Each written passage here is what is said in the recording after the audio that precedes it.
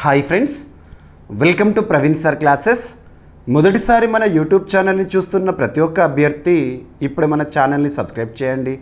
ఈ వీడియో కనుక నచ్చినట్లయితే లైక్ చేయండి. మీ ఫ్రెండ్స్ అందరికీ, పోటీ పరీక్షలకు ప్రిపేర్ అవుతున్న ప్రతి ఒక్క ఆస్పిరెంట్కి ఈ వీడియో లింక్ని షేర్ చేయండి. ఇక ఈరోజు సెప్టెంబర్ 20th, 2025 వార్తలు నిలిచిన జాతీయ, అంతర్జాతీయ, రాష్ట్రీయాంశాల గురించి, వార్తలు నిలిచిన వ్యక్తులు, అవార్డులు, పుస్తకాలు, మరి క్రీడా సంబంధిత సమాచారం, ఒక్కొక్క అంశాన్ని వివరంగా తెలుసుకుందాం.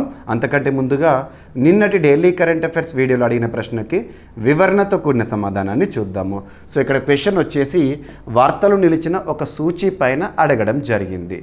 అభ్యర్థులు గుర్తుపెట్టుకోండి, వార్తలు నిలుస్తున్న సూచీలు లేదా నివేదికలు, రిపోర్ట్స్, లేదంటే ర్యాంకింగ్స్ కానివ్వండి, వీటిపైన ఏ పోటీ పరీక్ష అయినా, ఏ స్థాయి పోటీ పరీక్ష అయినా తప్పనిసరిగా మనం ప్రశ్నలను ఎక్స్పెక్ట్ చేయాల్సిందే.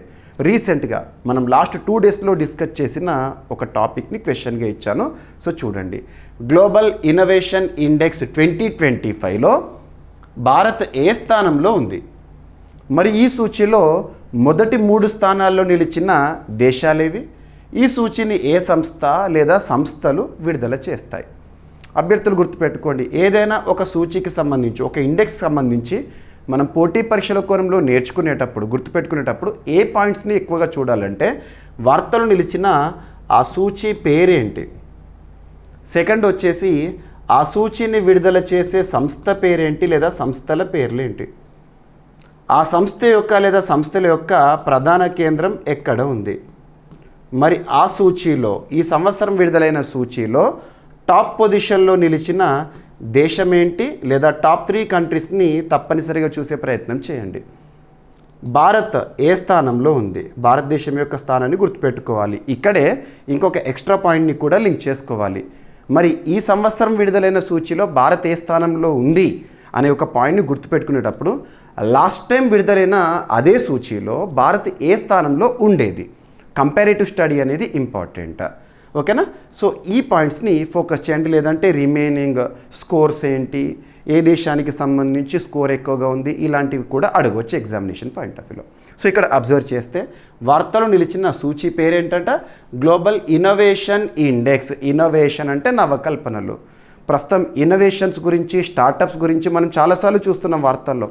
సో గ్లోబల్ ఇన్నోవేషన్ ఇండెక్స్ 2025 వార్తలు నిలిచిన సూచీ పేరును ఎందుకు చూడమని చెప్తున్నానంటే, ఆ సూచీ పేరుతో పాటు కన్సర్న్డ్ ఇయర్ అనేది ఉంటుంది పక్కన. కొన్ని సూచీల గురించి మనం చూస్తున్నప్పుడు ఈ సంవత్సరమే విడుదలైనప్పటికీ కూడా ఓల్డ్ ఇయర్ లేదా పాత సంవత్సరానికి సంబంధించిన నెంబర్ ఉంటుంది. 2024 నెంబర్తో 2025 సంవత్సరంలో కూడా విడుదలయ్యే సూచీలు ఉంటాయి. అలాంటివి పాతవి. ఉదాహరణకి తీసుకుంటే ఓల్డ్ ఇయర్స్ని ఆధారంగా మనం ప్రస్తుతం ఈ సంవత్సరం విడుదలైన కొన్ని సూచీలు చెప్పండి అంటే హ్యూమన్ డెవలప్మెంట్ ఇండెక్స్ అలాంటివి. ఓకేనా? కొన్ని ఏంటంటే ఇదే సంవత్సరానికి సంబంధించి ఈ సంవత్సరంలోనే విడుదలవుతూ ఉంటాయి. సో 2025 మరి విడుదల చేసే సంస్థ, ఇక్కడ ఒక సంస్థ కాదు, 2 సంస్థలు గుర్తుపెట్టుకోవాలి. వరల్డ్ ఇంటలెక్చువల్ ప్రాపర్టీ ఆర్గనైజేషన్ అనే ఒక సంస్థ, వరల్డ్ ఇంటలెక్చువల్ ప్రాపర్టీ ఆర్గనైజేషన్ అనే ఒక అంతర్జాతీయ సంస్థ. ఈ అంతర్జాతీయ సంస్థ యొక్క ప్రధాన కేంద్రం ఎక్కడ అంటే జెనీవా, స్విట్జర్లాండ్ కేంద్రంగా పనిచేస్తుంది. ఈ సంస్థకి సహకరించిన ఒక సంస్థ, ఆ సంస్థ పేరేంటంటే పోర్టులన్స్ ఇన్స్టిట్యూట్. పోర్టులన్స్ ఇన్స్టిట్యూట్. ఈ ఇన్స్టిట్యూట్ ఎక్కడ ఉంది, ఈ సంస్థ ఎక్కడ ఉంది అంటే అమెరికాలోని వాషింగ్టన్ DC కేంద్రంగా పనిచేస్తుంది. World Intellectual Property Organization, Portulans Institute, వీరు సంయుక్తంగా ఈ సంవత్సరానికి గాను విడుదల చేసిన గ్లోబల్ ఇన్నోవేషన్ ఇండెక్స్ ఉంది కదా, అలా వరుసగా చూస్తే, సిరీస్లో చూస్తే ఈ సంవత్సరం 18th ఎడిషన్ వార్తల్లోకి వచ్చింది, 18వ ఎడిషన్. సో దాని గురించే మనం చూస్తున్నాము. ఓకేనా? టాప్ 3 కంట్రీస్ ఏంటంటే ఈ సూచీలో ఫస్ట్ వచ్చేసి స్విట్జర్లాండ్, సెకండ్ వచ్చేసి స్వీడన్, థర్డ్ వచ్చేసి యునైటెడ్ స్టేట్స్ ఆఫ్ అమెరికా. గుర్తుపెట్టుకోండి, కామన్గా చాలామంది ఏం చేస్తారు అభ్యర్థులు అంటే టాప్ పొజిషన్లో నిలిచిన ఒక దేశాన్ని మాత్రమే గుర్తుపెట్టుకుంటారు. ఓకే, ఎగ్జామినేషన్లో సింగిల్ లైన్లో క్వశ్చన్ అడిగితే హ్యాపీయే, కానీ టాప్ 3 పైన ఎక్కువగా అడుగుతున్నారు.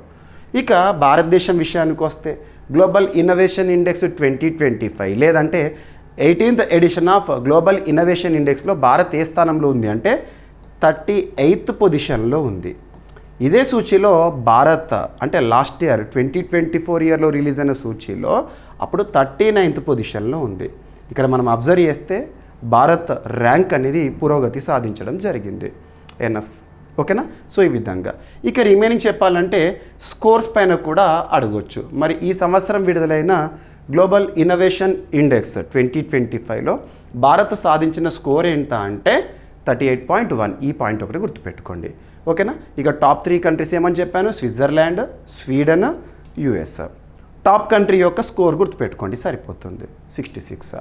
సో వరుసగా 15వసారి కన్సిక్యూటివ్గా 15th టైము ఇన్నోవేషన్ ఇండెక్స్లో టాప్ పొజిషన్లో ఉన్న దేశం ఏదట అంటే స్విట్జర్లాండ్, గుర్తుపెట్టుకోండి. ఓకేనా? సో ఇది right. So examination point of వ్యూలో డైరెక్ట్ ఈ పాయింట్స్ అడగవచ్చు. సో మీ క్వశ్చన్ ఏదైతే ఉంటుందో, సో క్వశ్చన్ అడిగాను, సమాధానం ఇవ్వడం జరిగింది. అండ్ లాస్ట్ 2 days బ్యాక్ మన డైలీ కరెంట్ అఫైర్స్ వీడియోలో దీనికి సంబంధించి కంప్లీట్ ఇన్ఫర్మేషన్ ఇచ్చాను. అభ్యర్థులు ప్రతిరోజు కూడా మన వీడియోని చూడండి. ఈవినింగ్ 7 PM మీకు ముందు మన వీడియో ఉంటుంది, మన డైలీ కరెంట్ అఫైర్స్ వీడియో. ప్రతిరోజు కూడా చూడండి. నేను ప్రతిరోజు అందిస్తున్నాను, ఒక్కరోజు కూడా తప్పకుండా మీ ముందు వీడియో తీసుకొస్తున్నాను. మీరు కూడా ఒక సంకల్పంతో ఉండండి. సో సార్ ఖచ్చితంగా ఇస్తున్నారు, మేము కూడా ఖచ్చితంగా వీడియోని చూడాల్సిందే, అందులో కంటెంట్ నేర్చుకోవాల్సిందే అని చెప్పేసేసి. ఎందుకంటే పోటీ పరీక్షల్లో మన విజయ అవకాశాలను నిర్ణయిస్తుంది ఏదన్నా ఉందా అంటే కరెంట్ అఫైర్స్. మరి ఆ కరెంట్ అఫైర్స్ ఏదో ఒక సింగిల్ సబ్జెక్ట్ కాదు. జనరల్ స్టడీస్లో భాగంగా మనం నేర్చుకునే సబ్జెక్ట్స్ ఉంటాయి కదా, polity, economy, geography, SNT, environment and etcetera.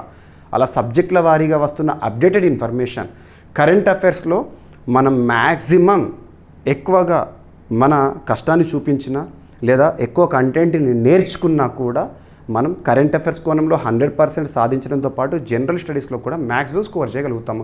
మీరు చూడండి, ఏదైనా ఒక టాపిక్ వార్తల్లోకి వచ్చింది అంటే ఆ టాపిక్ని కన్సర్న్ సబ్జెక్ట్తో లింక్ చేస్తున్నాను, దానికి అడిషనల్ పాయింట్స్ ఇస్తున్నాను.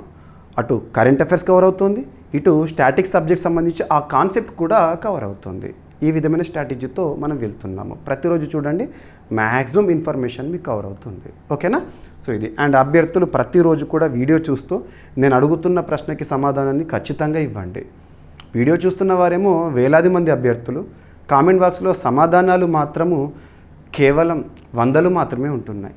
సో మీకు ఎంతవరకు తెలిస్తే అంతవరకు, హాఫ్ ఆన్సర్ తెలిసినా పర్లేదు, సమాధానం ఇవ్వండి. నెక్స్ట్ డే ఎలాగో కంప్లీట్ ఎక్స్ప్లెనేషన్ అనేది ఇస్తాను కాబట్టి మీకు క్లారిటీ వస్తుంది. అదే క్లారిటీతో ఎగ్జామినేషన్లో, కమింగ్ కాంపిటేటివ్ ఎగ్జామినేషన్లో ఈ టాపిక్ నుండి కానివ్వండి, లేదా ఇదే ప్రశ్నగా కనిపించింది అనుకోండి, యాజ్ ఇట్ ఈజ్ 100% కాన్ఫిడెన్స్తో, క్లారిటీతో సమాధానాన్ని గుర్తించగలుగుతారు. That is what I want. ఓకేనా?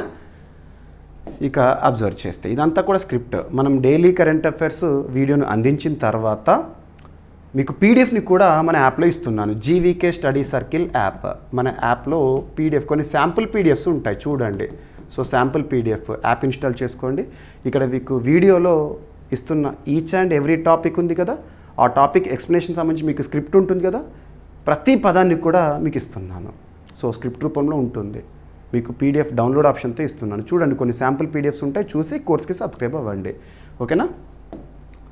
సో ఇక రిమైనింగ్ కంట్రీస్ ఏంటి, ఇక ఇన్నోవేషన్ క్లస్టర్ ర్యాంకింగ్స్ కూడా అందులో రిలీజ్ చేస్తారు. భారతదేశం నుండి ఏ ర్యాంకులు ఉన్నాయి, ఏ నగరాలు, సరిపోతుంది. ఓకేనా? ఈ గ్లోబల్ ఇన్నోవేషన్ ఇండెక్స్ అనేది మొదటిసారి 2007లో ప్రారంభమైంది. రైట్, సరిపోతుంది. రైట్. 2015 ఆ సమయంలో గ్లోబల్ ఇన్నోవేషన్ ఇండెక్స్లో భారత్ 81st పొజిషన్ ఉండట. 81st అంటే 81వ స్థానము. ఇప్పుడు 38కి వచ్చింది. ఎనఫ్. ఓకేనా? ఇక ఈరోజు ఫస్ట్ టాపిక్ మీరు వార్తాపత్రికలో చూస్తుంటారు. ఈరోజు మార్నింగ్ అన్ని వార్తాపత్రికలు కూడా కవర్ అయిపోయింది. ఇక్కడ కాన్సెప్ట్ని మనం లింక్ చేసుకోవాలి. సో నిబంధనలు ఉల్లంఘించిన 474 గుర్తింపు లేని రాజకీయ పార్టీలు తొలగింపు అని చెప్పేసేసి ఎలక్షన్ కమిషన్ ఆఫ్ ఇండియా వారు తీసుకున్న కీలక నిర్ణయం. లాస్ట్ 6 yearsలో మోస్ట్ ఇన్యాక్టివ్గా ఉన్న పొలిటికల్ పార్టీస్ గుర్తింపు అనేది రద్దయిపోయింది. ఇక్కడ ఫస్ట్ కాన్సెప్ట్ చూద్దాము. దేశంలోనే అత్యున్నత చట్టం మన రాజ్యాంగం. దేశంలోనే అత్యున్నత చట్టం మన రాజ్యాంగం. రాజ్యాంగంలో 15th పార్ట్ ఉంటుంది కదా, పార్ట్ 15 15వ భాగం దేనికి సంబంధించి విషయాలను తెలుపుతుంది? ఎన్నికల నిర్వహణకి సంబంధించిన అంశాలు ఉంటాయి. మరి పార్ట్ 15లో ఏ ఆర్టికల్ నుండి ఆర్టికల్ వరకు చూస్తామంటే ఆర్టికల్ 324 నుండి 329 వరకు మనం నేర్చుకుంటాము.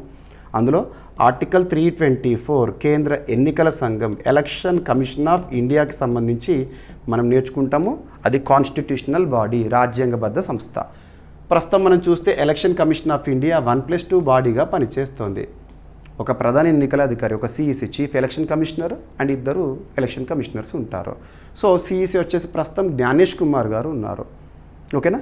సో వారు తీసుకున్న ఒక కీలక నిర్ణయం ఏంటంటే భారతదేశంలో 474 రాజకీయ పార్టీలపై వేటు వేశారంట. అదేంటో చూద్దాం. ఈ స్టాటిక్ సబ్జెక్ట్ని యాడ్ చేసుకోండి. ఇంకొకటి ఏంటంటే రాజకీయ వ్యవస్థకి సంబంధించి మనం రిప్రజెంటేషన్ ఆఫ్ పీపుల్స్ యాక్ట్, ప్రజా ప్రాతినిధ్య చట్టం అని చెప్పేసి చూస్తాము. ఆర్పిఏ యాక్ట్ 1950 ఉంటుంది, 1951 ఉంటుంది. సో ఆర్పిఏ 1951, ప్రజా ప్రాతినిధ్య చట్టం 1951, లేదంటే రిప్రజెంటేషన్ ఆఫ్ పీపుల్స్ యాక్ట్ 1951లో సెక్షన్ 29 ఏం చెప్తుంది అంటే పొలిటికల్ పార్టీస్ రిజిస్ట్రేషన్కి సంబంధించిన అంశాలను తెలుపుతుంది. ఓకేనా. సో ఇక్కడ అబ్జర్వ్ చేస్తే అండ్ భారతదేశంలో ఏ పౌరుడైనా తనకు నచ్చిన పార్టీని ఏర్పాటు చేసుకోవచ్చు, పొలిటికల్ పార్టీస్ని ఏర్పాటు చేసుకోవచ్చు మనం కూడా. అందుకు రాజ్యాంగంలోని ఏ ఆర్టికల్ మనకి అవకాశం ఇస్తుందంటే ప్రాథమిక హక్కులు, పార్ట్ 3 ఆఫ్ ఇండియన్ కాన్స్టిట్యూషన్. మనకు ప్రాథమిక హక్కుల్లో ఆర్టికల్ 19 క్లాస్ 1C గుర్తుపెట్టుకోండి. రాజకీయ పార్టీలను ఏర్పాటు చేసుకోవడం అనేది మనకు ప్రాథమిక హక్కుల్లో భాగంగా ఇచ్చిన ఒక హక్కు. 2025 సెప్టెంబర్లో, సో ఈరోజు మన వార్తాపత్రికలు చూసాం కదా, ఎలక్షన్ కమిషన్ ఆఫ్ ఇండియా ఒక కీలక నిర్ణయంగా 474 గుర్తింపు లేని రాజకీయ పార్టీలు, registered unrecognised political parties delisting చేసింది. డీలిస్ట్ చేసేశారు, వాళ్ళ గుర్తింపును రద్దు చేశారు. 2019 నుంచి ఇప్పటి వరకు 6 సంవత్సరాలుగా ఒక్క ఎన్నికలో కూడా పాల్గొనలేదంట ఆ పార్టీలు. పేరుకు పార్టీ అంతే. మరి ఎన్నికల చట్టం ప్రకారము ఇది గుర్తింపు లేనిది కాక చట్టవిరుద్ధం కూడా, రిప్రజెంటేషన్ ఆఫ్ పీపుల్స్ యాక్ట్ ప్రకారము. ఇప్పటికే గత నెలలో లాస్ట్ మంత్ మొదటి దశలో 334 పార్టీలు తొలగించగా రెండవ దశతో కలిపి మొత్తం 808 పార్టీలు గత 2 నెలల్లో తొలగింపుకు గురైనాయి. మనం లాస్ట్ మంత్ కూడా డిస్కస్ చేసాం ఇలాంటి టాపిక్ని. ఇక్కడ ఎన్ని నంబరు అడిగారు ఎగ్జామినేషన్లో, కాన్సెప్ట్ అడుగుతారు. ఓకేనా, సరిపోతుంది. Right, enough. ఓకేనా. Registered unrecognised political party election కమిషన్లో నమోదు చేసిన గుర్తింపు పొందని పార్టీని రిజిస్టర్డ్ అన్రికగ్నైజ్డ్ పొలిటికల్ పార్టీ అంటాము. ఒకవేళ గుర్తింపు పొందాలి అంటే గత ఎన్నికలో 6% ఓట్లు సాధించాలి, లేదా ఒక సీటు గెలవాలి, లేదా ఒక నియోజకవర్గానికి ప్రత్యేకంగా గుర్తింపు పొందినట్లు షరతులు నెరవేర్చాలి. సరిపోతుంది. మరి election commission of India delisting చేస్తుంది అంటే ఏ క్రైటీరియా ఆధారంగా అంటే లాస్ట్ 6 ఇయర్స్గా ఎటువంటి ఎన్నికల్లో పాల్గొన్నటువంటి పార్టీని అండ్ ఆడిటెడ్ అకౌంట్స్ని సమర్పించాలి. అది సమర్పించకపోయినా కూడా చేయొచ్చు. చట్టపరమైన నివేదికలు సమర్పించడంలో కూడా ఏదైనా పార్టీ ఒకవేళ తప్పిందనుకోండి, వాళ్ళని కూడా డీలిస్ట్ చేయొచ్చు. ఇక సెకండ్ టాపిక్, మనము మన రాష్ట్ర స్థాయి పోటీ పరీక్షల్లో అడగవచ్చు, అడగకపోవచ్చు. జాతీయ స్థాయి పోటీ పరీక్షల్లో మాత్రం అడుగుతారు. మనం జాతీయ స్థాయిలో మరియు రాష్ట్ర స్థాయిలో అన్ని పోటీ పరీక్షలకు ఉపయుక్తంగా ఉండే కంటెంట్ని డిస్కస్ చేస్తున్నాము. మరి ఇక్కడ అబ్జర్వ్ చేస్తే ఇక్కడ ఒక కాన్సెప్ట్ లింక్ చేసుకోవాలి. దేశంలోనే అత్యున్నత చట్టమైన రాజ్యాంగంలో పార్ట్ 4 ఉంటుంది కదా, పార్ట్ 4 ఆఫ్ ఇండియన్ కాన్స్టిట్యూషన్ ఏం చెప్తుంది అంటే directive principles of state policies, ఆదేశిక సూత్రాలు అంటాం, లేదా నిర్దేశక నియమాలు అంటాము. These are the directives that are given to the government that is ruling us by constitution. మన రాజ్యాంగము మనల్ని పరిపాలించే ప్రభుత్వాలకు ఇచ్చే ఆదేశాలే ఆదేశిక సూత్రాలు. ఆర్టికల్ ఎక్కడి నుండి చూస్తాము? ఆర్టికల్ 36 నుండి 51 వరకు మనం చూస్తాము ఆదేశిక సూత్రాలను. అందులో ఆర్టికల్ 41 మీకు ఐడియా ఉంటుంది. ఆర్టికల్ 41లో భాగంగా చాలా సంరక్షణ సంక్షేమ చర్యలను మనం చూస్తూ ఉంటాము. ముఖ్యంగా దివ్యాంగులకు సంబంధించిన సంక్షేమం చూస్తాము ఇదే ఆర్టికల్లో భాగంగా, వృద్ధుల సంక్షేమాన్ని చూస్తాము. ఇంకొకటి ఏంటంటే యువతకి సంబంధించి యువతకు పని హక్కును కల్పించాలి, ఉపాధి అవకాశాలను కల్పించాలి. అది రాజ్యం యొక్క బాధ్యత, అధికారాలుగా ఇచ్చాము. మరి పని ఇవ్వనప్పుడు నిరుద్యోగ భృతి ఇవ్వాలి, అది చేయాలి. మన రాష్ట్రం ఇప్పుడు నిరుద్యోగ భృతి అంటే ఏదో మన తెలంగాణ రాష్ట్రం గురించి చెప్తున్నాను, ఇక్కడ అంత లేదు.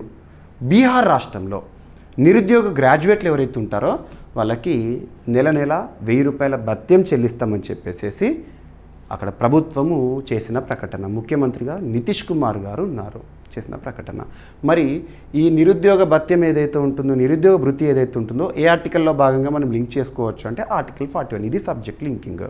వార్తల నుంచి అంశాన్ని సబ్జెక్ట్ లింక్ చేసుకోవడం అంటాము. మరి ఇక్కడ అబ్జర్వ్ చేస్తే సో బీహార్ ప్రభుత్వం 2025లో కొత్త ఆర్థిక సహాయ పథకాన్ని ప్రారంభించింది. ముఖ్యంగా రాష్ట్రంలో నిరుద్యోగులను దృష్టిలో పెట్టుకొని. బీహార్లో ఈ సంవత్సరము మనం సార్వత్రిక ఎన్నికలను చూస్తాము. ఎవ్రీ 5 yearsకి ఒకసారి జరిగే సార్వత్రిక ఎన్నికలు కదా, జనరల్ ఎలక్షన్స్. మరి ఇక్కడ అబ్జర్వ్ చేస్తే రీసెంట్గా ఎలక్షన్ కమిషన్ ఆఫ్ ఇండియా ఒక రీఫార్మ్ కూడా చేసింది. బీహార్లో జరగనున్న ఎన్నికల నుండి ఇక మీదట ఈవీఎంస్ ఉంటాయి కదా, ఎలక్ట్రానిక్ ఓటింగ్ మిషన్స్ ఉంటాయి కదా, అక్కడ అభ్యర్థులు పోటీ చేసే అభ్యర్థుల యొక్క ఫోటో కూడా ఇస్తారని చెప్పేసి ఫోటో కూడా ఉంటుందట ఈవీఎం మిషన్ పైన. ఇలాంటివి చూసాము. ఓకేనా.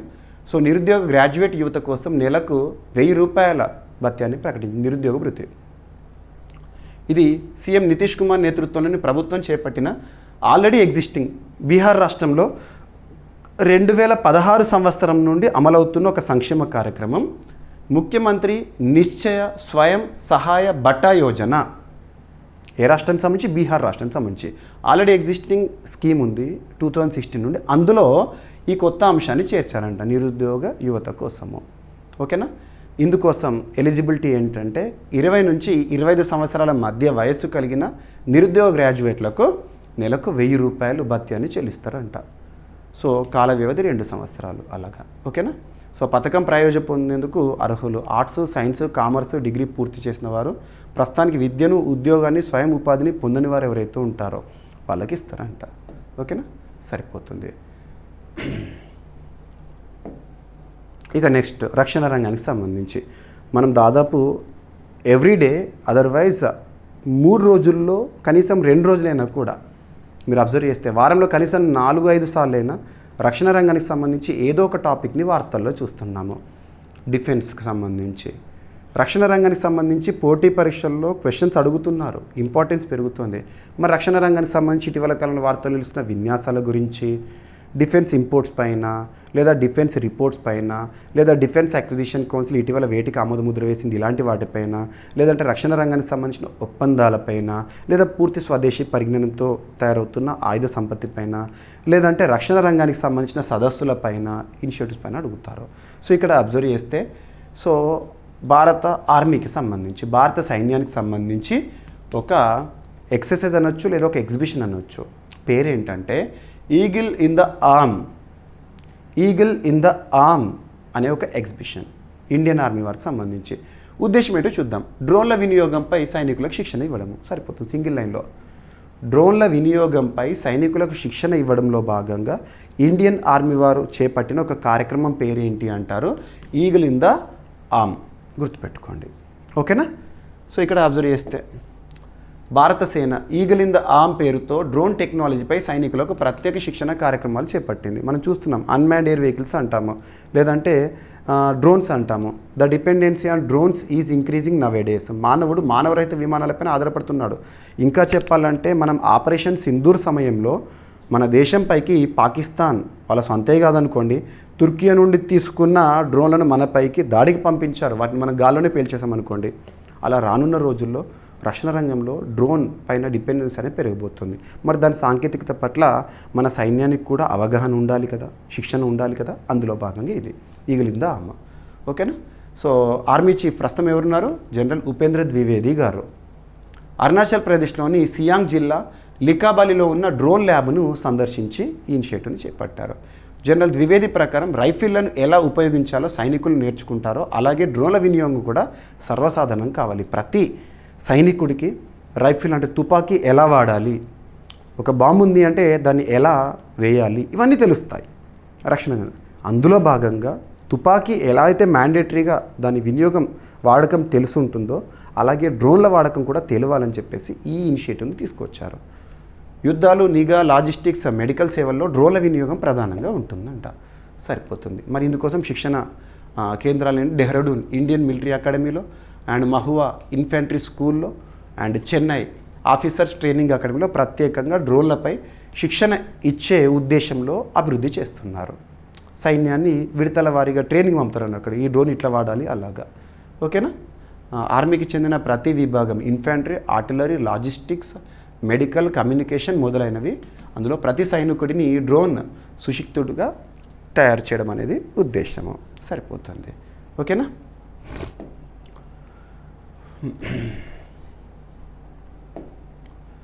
ఇక మంతన్ 2025 రక్షణ రంగానికి సంబంధించి రక్షణ శాఖ ఆధ్వర్యంలో ఉండే భూములు ఉంటాయి కదా, డిఫెన్స్ ల్యాండ్స్ అంటాము. సో వాటికి సంబంధించి గవర్నెన్స్ ఎలా ఉండాలి, ఇటువంటి అంశాలపైన చర్చ అనేది జరిగింది ఒక జాతీయ సదస్సు. ప్రస్తుతం రక్షణ శాఖ మంత్రిగా ఎవరున్నారు? రాజ్నాథ్ సింగ్ గారు. సో ఇక్కడ అబ్జర్వ్ చేస్తే రక్షణ శాఖ మంత్రి రాజ్నాథ్ సింగ్ గారు మంతన్ 2025లో పార్టిసిపేట్ చేశారు రీసెంట్గా. సో ఎక్కడ జరిగింది ఇది అంటే న్యూఢిల్లీలో జరిగింది, దేశ రాజధాని. ఎవరు నిర్వహించారు ఈ మంతన్ సదస్సును, జాతీయ సదస్సును అని అడుగుతారు ఎగ్జామినేషన్లో. Directorate general of defence estates, directorate general of defence estates రక్షణ రంగానికి సంబంధించిన ఒక విభాగము. ఏదైనా ఒక సదస్సు గురించి చూస్తున్నప్పుడు ఆ సదస్సు పేరేంటి, సదస్సును ఎవరు నిర్వహించారు, సదస్సు యొక్క థీమ్ ఏంటి, ఏ తేదీలో నిర్వహించారు, ఇలాంటివి అడగవచ్చు ఎగ్జామినేషన్. ఉద్దేశం ఏంటి? So directorate general of defence estates వారు నిర్వహించిన ఒక సదస్సు సెప్టెంబర్ 18 రోజున న్యూఢిల్లీలో వీళ్ళ హెడ్ క్వార్టర్లోనే నిర్వహించారు. ఓకేనా? మంతన్ 2025 జాతీయ సదస్సును రక్షణ శాఖ మంత్రి గారు ప్రారంభించారు. రక్షణ రంగానికి సంబంధించి సదస్సు థీమ్ ఏంటి? సో థీమ్ ఏ లాంగ్వేజ్లో ఉంటే అదే లాంగ్వేజ్లో గుర్తుపెట్టుకోవాలి, తెలుగులోకి ట్రాన్స్లేట్ చేయకండి. అర్థం చేసుకోవడానికి నేను తెలుగు స్క్రిప్ట్ ఇస్తాను, కానీ మీరు గుర్తుపెట్టుకోవాల్సింది మాత్రం ఏ లాంగ్వేజ్లో ఉంటే అదే లాంగ్వేజ్. దయచేసి ట్రాన్స్లేషన్ చేయకండి, ట్రాన్స్లేటెడ్ వర్షన్ని గుర్తుపెట్టుకోకండి, ఇంగ్లీష్లోనే చూడండి. Strategic road map to Atmanirbhar Bharat at 2047 అంటే మనం వీక్షిత భారత్ని చూడబోతున్నాం. మన భారతదేశానికి స్వాతంత్రం వచ్చి 100 సంవత్సరాల అద్భుత గడియల సందర్భము. ఓకేనా? సరిపోతుంది. సో ప్రారంభ సెషన్లో డిఫెన్స్ ఎస్టేట్స్ డిపార్ట్మెంట్ సాధించిన కీలక విజయాలను, రక్షణ భూముల పరిపాలనలో పారదర్శకత, సమర్థతను రక్షణ శాఖ మంత్రిగా రాజ్నాథ్ సింగ్ గారు ప్రస్తావించారు. మరి ఈ మంతన్ 2025 జాతీయ సదస్సులో, రక్షణ రంగానికి సంబంధించిన సదస్సులో ఏమేమి discussions? Defence land management, so రక్షణ భూములకు సంబంధించి భూములను సమర్థవంతంగా పునర్వినియోగం చేసుకునే విధానాలపైన చర్చ జరిగిందంట. డిజిటల్ టూల్స్ వినియోగము, GIS mapping, drone surveys, e governance modules పైన చర్చ. పాలన బలపరిచే చర్యలు అండ్ సస్టైనబిలిటీ దిశగా అడుగులు, వికసిత్ భారత్ 2047. ఓకేనా? సరిపోతుంది. ఇక directorate general of defence estates, ఇది రక్షణ మంత్రిత్వ శాఖకు సంబంధించింది. మీరు చాలా ఉంటాయి రక్షణ రంగానికి సంబంధించి, డిఫెన్స్ అక్విజిషన్ కౌన్సిల్ అండ్ ఇది ఇలాంటివి. ఓకేనా? దేశవ్యాప్తంగా కంటోన్మెంట్ బోర్డ్స్ 62 ఉన్నాయి ప్రస్తుతం. డిఫెన్స్ ల్యాండ్స్ ఏవైతే ఉంటాయో వాటి పర్యవేక్షణ, వీటికి సంబంధించి ఎస్టేట్ చూడండి పదం అర్థం ఉంది. ఇక defence land records digitalisation initiatives, ఇప్పటి వరకు చాలా ఇనిషియేటివ్స్ని మనం చూసాము. రక్షా భూమి సాఫ్ట్వేర్ అని, GIS mapping of defence lands అని, ఆన్లైన్ లీజ్ రెన్యువల్ సిస్టమ్ అని, ఇటువంటివి. సరిపోతుంది. ఇక నెక్స్ట్, గాజాలో కాల్పుల విరమణపై ఐక్యరాజ్య సమితి తీర్మానాన్ని అమెరికా వీటో వినియోగించి అడ్డుకుందంట. గాజా మనం అబ్జర్వ్ చేస్తున్నాము, ముఖ్యంగా 2023 సంవత్సరం నుండి ఇజ్రాయెల్ హమాస్ దాడులు అని చెప్పేసి యుద్ధ పరిస్థితులు అని. ఈ పరిస్థితిలో ఇక్కడ కాన్సెప్ట్ కావాలి మనకు. United nations security council, UNSC, United nations security council, ఐక్యరాజ్య సమితి భద్రతా మండలి అంటాం. ఏదైనా అంతర్జాతీయ సంస్థ గురించి, అందులోనూ ఐక్యరాజ్య సమితికి సంబంధించి అనుబంధంగా ఉండే సంస్థ లేదా అంగాల గురించి నేర్చుకునేటప్పుడు అది ఎప్పుడు ఏర్పాటైంది, ప్రధాన కేంద్రం ఇక్కడ చూడాలి. So UNSC, United nations security council అనేది 1945 అక్టోబర్ 24న ఏర్పాటైంది. సేమ్ ఐక్యరాజ్య సమితి యుఎన్ఓపడే. మరి హెడ్ క్వార్టర్ వచ్చేసి న్యూయార్క్ కేంద్రంగా పనిచేస్తుంది. ఈ యుఎన్ఎస్సిలో మొత్తము 15 దేశాలు ఉంటాయి, సభ్య దేశాలు 15. ఆ 15 ఎలా గుర్తుపెట్టుకోవాలి అంటే 5+10గా గుర్తుపెట్టుకోవాలి. 5+10. ఈ 5ని P5గా గుర్తుపెట్టుకోవాలి, పర్మనెంట్ 5. శాశ్వత సభ్యత్వం ఉన్న దేశాలు అంటే భద్రతా మండలి ఏర్పాటైనప్పటి నుండి ఇప్పటికీ ఉన్నాయి, ఎప్పటికీ ఉంటాయి. మరి రిమైనింగ్ 10 కంట్రీస్ని NP10 అంటే నాన్ పర్మనెంట్, ప్రతి 2 సంవత్సరాల కాల పరిమితితో టెన్యూర్తో ఎన్నికవుతూ వస్తూ ఉంటాయి. మరి ఇక్కడ అబ్జర్వ్ చేస్తే ఐక్యరాజ్య సమితిలో శాశ్వత సభ్య దేశాలు ఏవంటే US, UK, Russia, China, France. ఓకేనా? ఇవి ఈ కంట్రీస్ని వీటో పవర్డ్ కంట్రీస్ అని కూడా అనొచ్చు, వీటో అధికారం ఉన్న దేశాలు.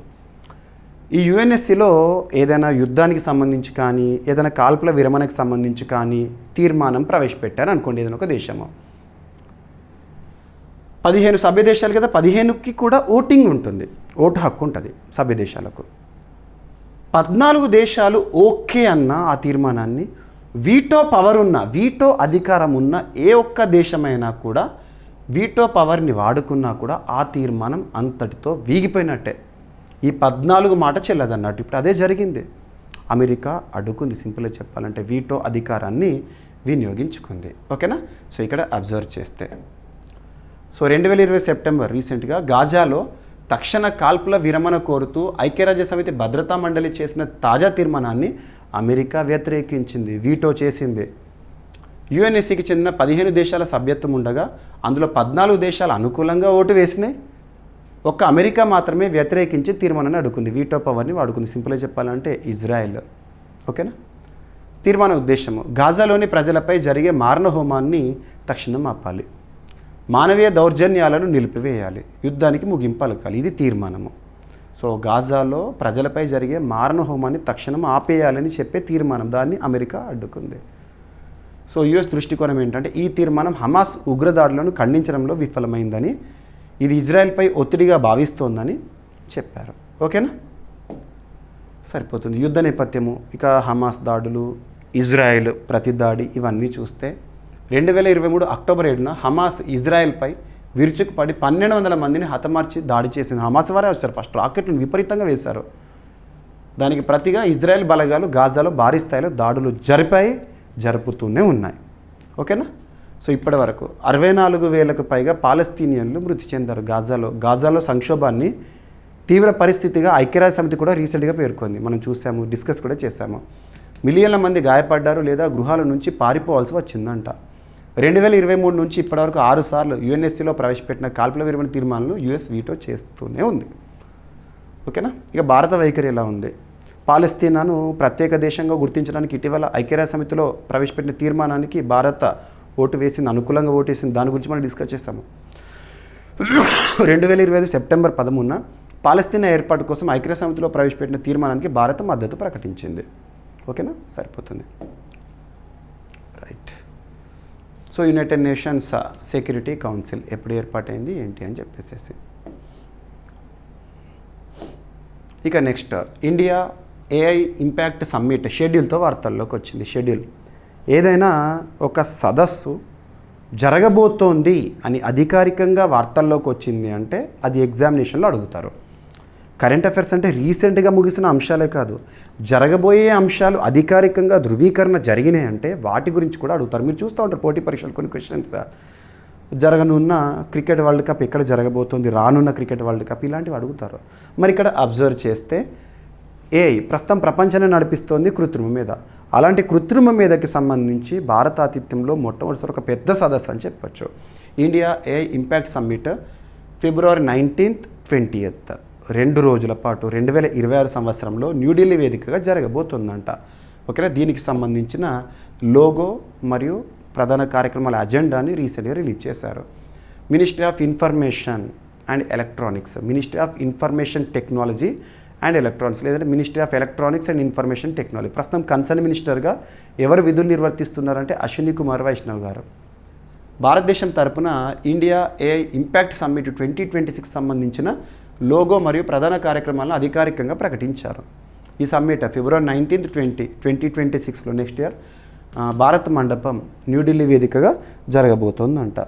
ఇది గ్లోబల్ సౌత్ దేశాల తరపున తొలిసారిగా నిర్వహించబోయే అంతర్జాతీయ ఏఐ సమ్మిట్. గుర్తుపెట్టుకోండి, అంతర్జాతీయ స్థాయిలో ఏఐకి సంబంధించి బ్లెస్లీ డిక్లరేషన్ ఇలాంటివి చూడండి, మీకు చాలాసార్లు చెప్తున్నాను. మరి ఈ సమ్మిట్ యొక్క లక్ష్యాలు, అసలు ఎందుకోసం ఈ సదస్సు జరుగుతుంది? అంతర్జాతీయ సదస్సు అంటే ఏఐ ఉపయోగాన్ని నైతికంగా సమానత్వంగా అందరికీ ఉపయోగపడేలా దిశానిర్దేశం చేయడం కోసం అంట. ఏ యూసేజ్ గురించి, డేటా కంప్యూట్ మాడ్యూల్స్ లాంటి వనరుల ప్రాప్తిని ప్రజలకు అందించడం అనేది ఉద్దేశము. ఓకేనా? సో ఏ ఎకోసిస్టమ్ అభివృద్ధి కోసము. ఇక సమ్మిట్ ప్రాముఖ్యత, భారతదేశాన్ని రెస్పాన్సిబుల్ ఏఐ థాట్ లీడర్గా ప్రపంచానికి పరిచయం చేయడం అనేది ఈ సమ్మిట్ నిర్వహణ వెనుక ఉన్న భారత్ ఆలోచన అని గుర్తుపెట్టుకోండి. ఓకేనా? సరిపోతుంది. రైట్. ఇప్పటికే మన భారతదేశానికి సంబంధించి ఇండియా ఏఐ మిషన్ని చూస్తున్నాము. Bhashini AI for Indian languages language translation app, digital India act 2023 ఇవన్నీ చూస్తున్నాం. Chakshu, AI for fraud detection, ఇటువంటివన్నీ. ఇక నెక్స్ట్ సూపర్లేటివ్స్ చూద్దాము.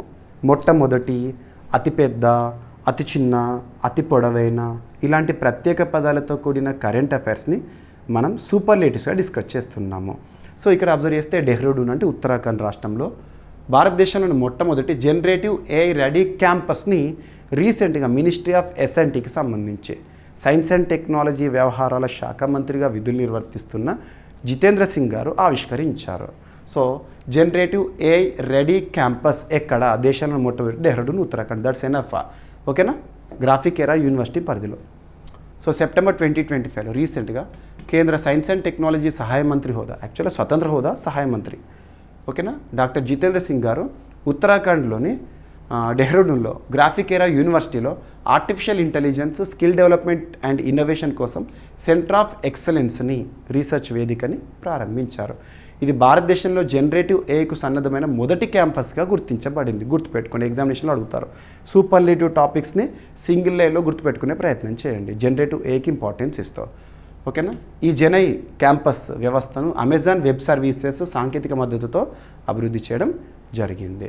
ఈ కేంద్రం ప్రధానంగా ఏఐ ఆధారిత నైపుణ్య శిక్షణ, స్కిల్ ఇన్నోవేషన్, పరిశోధన మరియు ప్రాంతీయ యువతను ఫ్యూచర్ రెడీగా తీర్చిదిద్దే దిశగా పర్యవేక్షిస్తుందంట.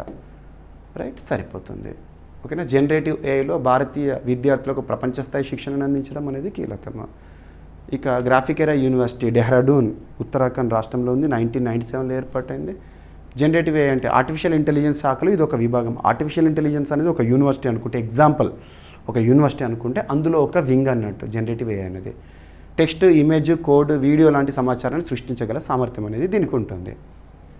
ఇక ఇంకొక సూపర్లేటివ్ టాపిక్ తమిళనాడు రాష్ట్రానికి సంబంధించి. సో తమిళనాడు రాష్ట్రంలో ప్రస్తుతం డిఎంకే అధికారంలో ఉంది. ద్రవిడ మున్నేట్ర కజగం.